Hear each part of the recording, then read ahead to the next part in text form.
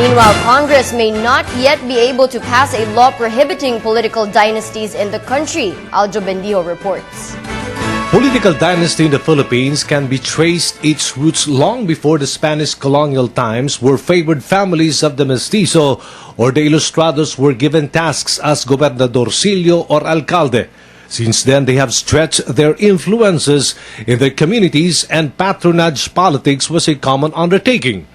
After the Philippine-American War, the United States colonial authorities took under their wings. They successfully convinced these ilustrados to join the democratic process. During this period, family names such as Cujancos, Lopezes, Marqueses, Osmeñas, and Aquinos became household names.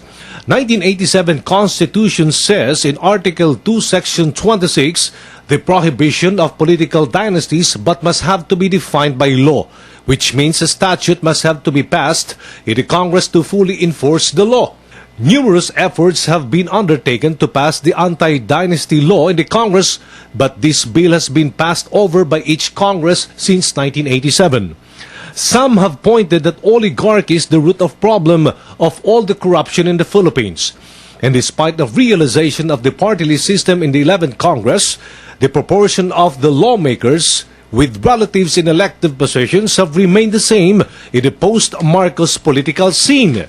Studies reveal elites of Philippine politics from 1946 to 1963 list 169 prominent families. These families have produced 584 public officials, including 7 presidents, 2 vice presidents, 42 senators, and 147 representatives. In the 14th Philippine Congress, it was surveyed that more than 75% of lawmakers are members of the old political families. Senate Bill 2649, filed by Senator Miriam Defensor Santiago, is the only one bill filed in the Senate to eliminate political dynasty. This gives force and effect of the provision of the Constitution. Playing the field of political arena should be leveled and open to persons who are qualified to aspire on even terms with these from ruling political dynasty.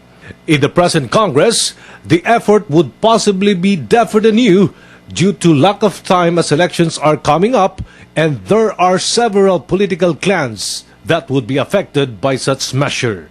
For the People's Television Network, Aljo Bendijo.